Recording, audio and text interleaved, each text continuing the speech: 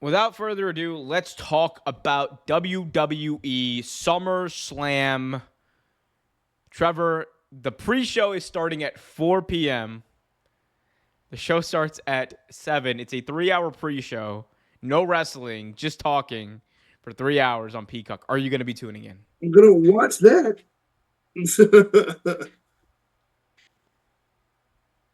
It's terrible. Yeah, it's not great. Absolutely. I mean, yeah. So, I mean, but with that, 8 hours of a show, we have 7 matches on this card. 6 of them are for titles. I'm gonna run them. I'm gonna run them down, and then we're gonna talk about them. You got Damian Priest versus Gunther for the WWE World Heavyweight Championship. You have Bayley versus Nia Jax for the WWE Women's World Okay. Championship.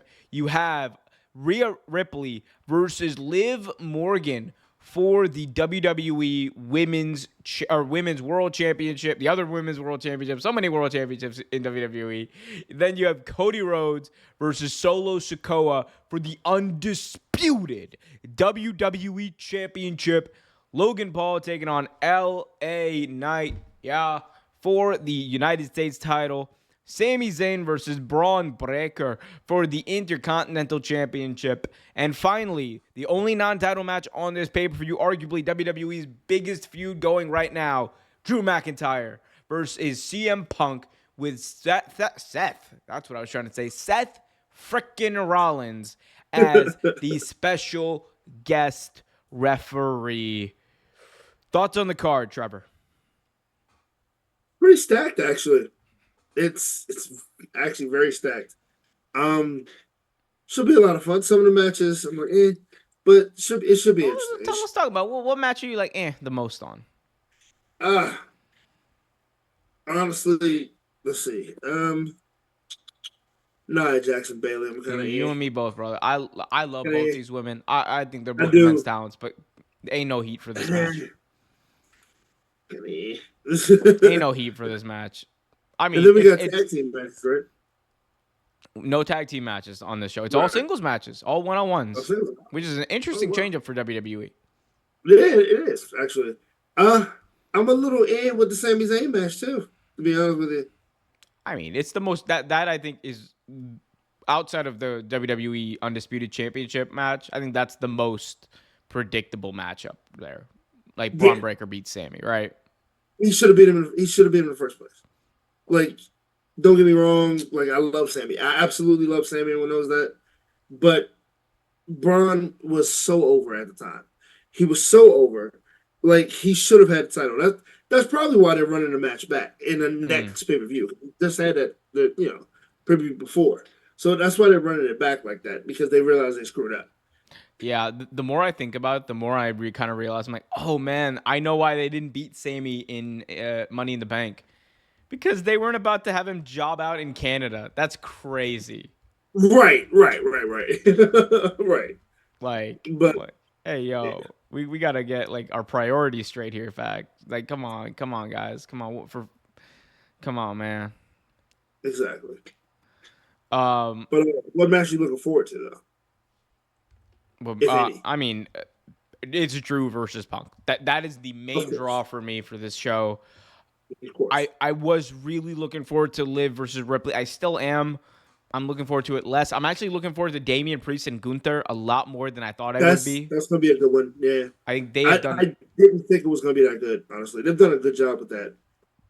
yeah, they've done a really good job, especially the last 2 weeks. Like for this, the first time in Damian Priest's entire run as world champion that he's felt like a world champion. Right. And Like, he's kind of viewed as a big time tweener because there's mm-hmm. still people like booing him and everything. But like this is the only time that you've really seen him somewhat as a face. Yeah, I think, and I think this role fits him. Like he just seems like it's almost as if like they had to like call him out on like all the stuff the internet saying about him like or whatever, like the criticism that are levied against him in order to make him this big guy because like now he feels like he's fighting back and it feels like Right. we're getting like what he's really made of, and there's a reason to care about this character.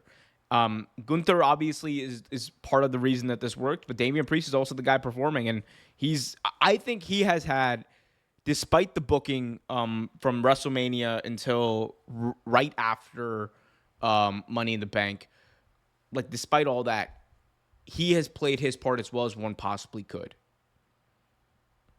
I think so. I definitely think so. Like he's probably the one of the shining graces, and honestly, interesting choice to me originally was as champion, but he's making it work. He's definitely making it work, and I absolutely enjoy. I actually absolutely enjoy seeing him as champion.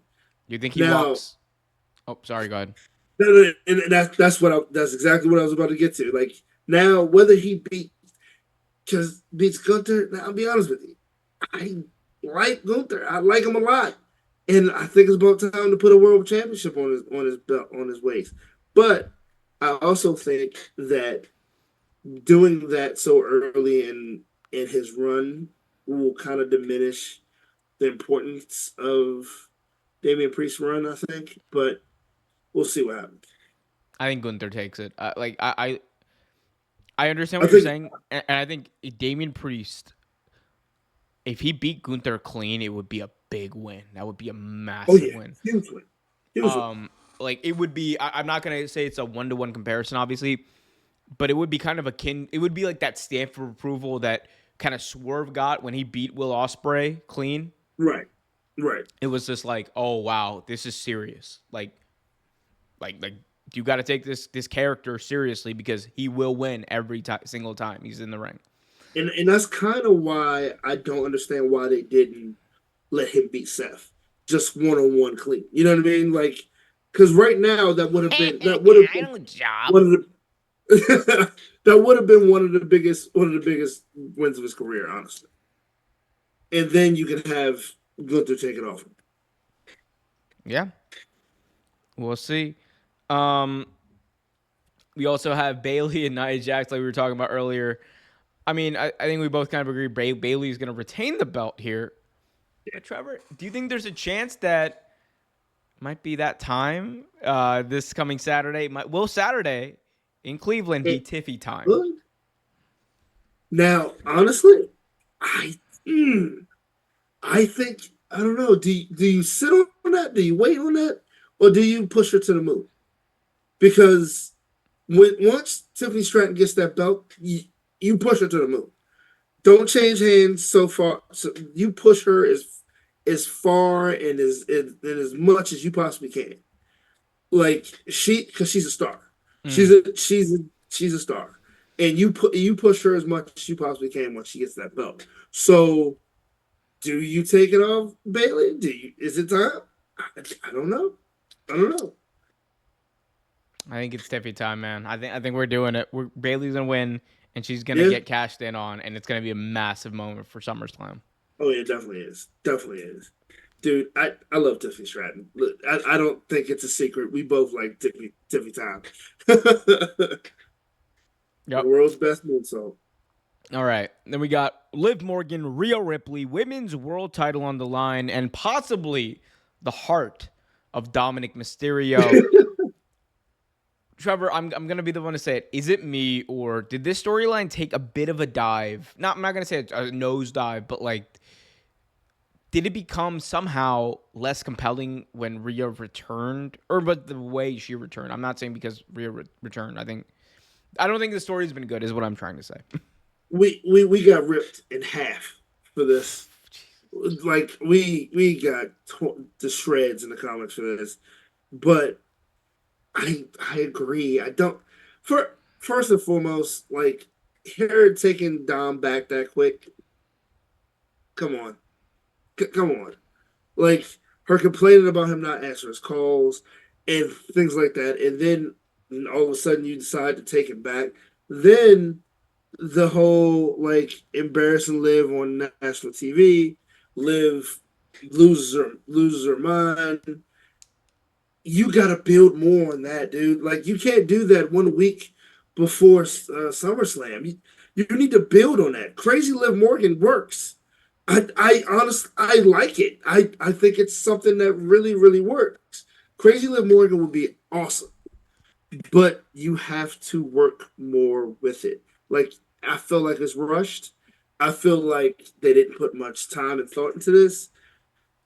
It could be so much better. Yeah, I mean, I think like where they went wrong was I don't think my view is this, right? I understand why they brought Rhea Ripley back from a business standpoint. Oh, absolutely. She's one of your biggest stars, your top 3 stars in the entire company. You want her to be there. You want her to help sell tickets and like continue this awesome business streak that WWE's on. At the end of the day, that's what it's about. It's less so about the story. Understood. But can you can weigh these things out to an extent. I would have much rather have seen, and again, this is my personal thing. People can disagree. It is what it is. I would have much rather have seen a story where Liv Morgan kind of successfully like turns Dominic to her side, right? And like she accomplishes her goal. Because remember, Liv Morgan said, "I'm going to take everything from you. I'm going to take away your title. I'm going to take away your friends. I'm going to take away your dom." We haven't we didn't really see her do the latter two. We saw hints of that, and I thought that's where they were going. I think that's where they potentially were going. And then Rhea Ripley's came in, and Liv has just been there, saying like, "Oh my Second God, fiddle. Dom, you broke my heart." Like Liv's kind of doing what Rhea probably should have been doing a little bit. Like I don't know. I think it would have But been more compelling to have Dom fully on Liv's side, almost as if he forgot about Rhea, and then that moment of Rhea coming back and being like, "What the hell are you doing?" would have meant even more because he would have been like, "Oh damn, what am I doing, mommy?" Like But I think the way you save it, Dom turns on Liv on Ripley. I think that could be cool. That could be cool. So that's the way you save it. You save it with Dom turning on Ripley, and the Judgment Day kind of turning it back on her. Mm, except for Priest, because remember, Except for Priest. Priest being the only one. If Priest loses, Right. he's out. Priest being the only one on her side because, well, he's gone. But yeah, I think that's the way you save it. Interesting. Let's talk about our next match. Job says the Marks think that Cody is going to lose, or just that Marks. Solo A lot Sikoa of people versus think Cody he's gone. Rhodes in what is likely going to be the main event. Trevor, thoughts? Ah. Ah, Yeah, I put it like this: if Cody loses to Solo Sikoa, there is no reason to watch Raw, SmackDown anymore. Or it could be one of these things. mm. Solo has the match won. He has the match in his grasp. 1, 2. You hear the music,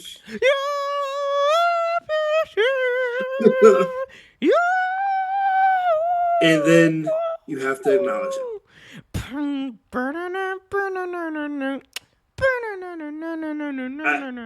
I feel that's the only way to save the storyline. I feel like that's the only way to make it make sense. If Solo beats Cody for the world title,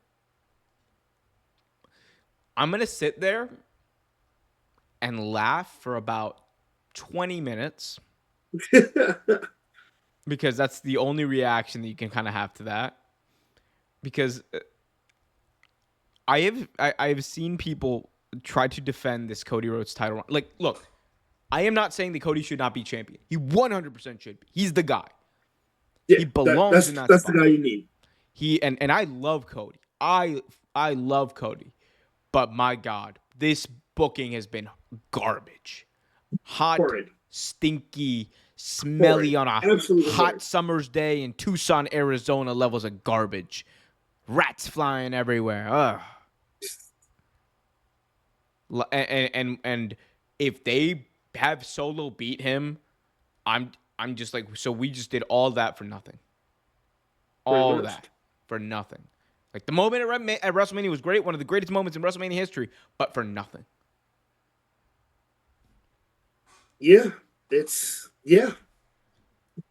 I feel the exact same way. I don't think it makes a whole lot of sense, to be honest with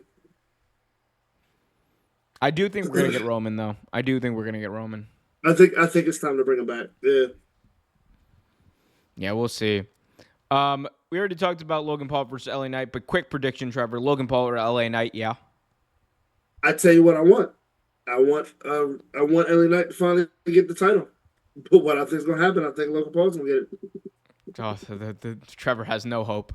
it. And finally, Trevor, I think the match that most people are most excited for, finally, by God, finally, CM Punk and Drew McIntyre get their hands on each other. There's been blood. There's been beatdowns. There's been Drew, who's had his title lost twice because of Punk. There's been Punk, who has been, made fun of online for months at this point and had his bracelet with AJ and Larry's name on it stolen. So there's a lot that's coming into this feud, but one curveball controversial curveball that was thrown into this was that Seth frickin' Rollins was named the special guest referee.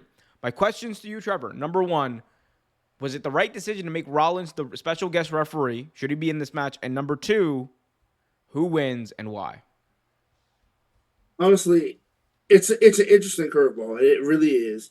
I think honestly they should all have their matches separately. I think they should all get a chance to get revenge on each other, separately. But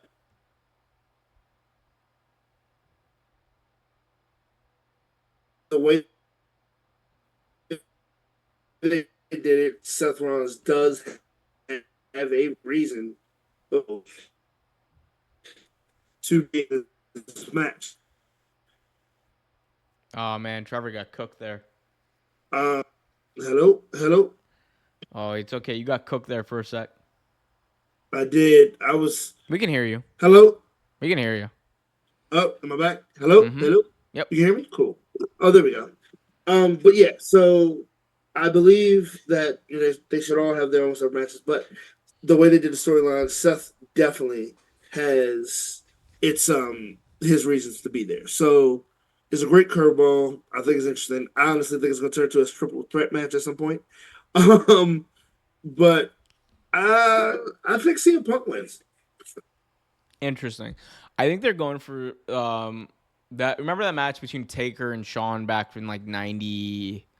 What was it, 96? It was. It was Taker. Sorry, it was Taker Shawn and Brett. had the belt when he lost It was Taker and Brett when Shawn Michaels was the special guest referee. Yes, that was 98, I believe. 97 or 98. No, Yeah, 97 was, well, it had to have been 97 then because Brett left in 97. But Gotcha. anyway, but I think I think that's kind of what they're going for here. I do think that in this, Rollins is going to cost CM Punk inadvertently, but cost CM Punk.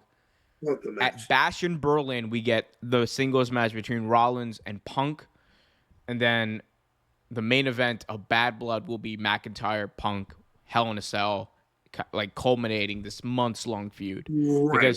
I don't think this is something that's going to end at SummerSlam, and I don't think it's going to be something that ends in I don't like think it's regular. I think you have too much invested in this. It's a great worked out feud and story. I think the elements they're adding are great, but but I honestly think you gotta push it up a notch, man. You gotta make, like you said, you gotta culminate it.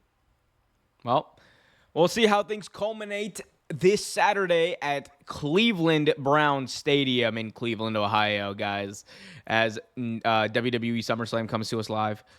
37th edition of SummerSlam. God, we are getting old, Trevor. I ain't claiming nothing. Oh, man.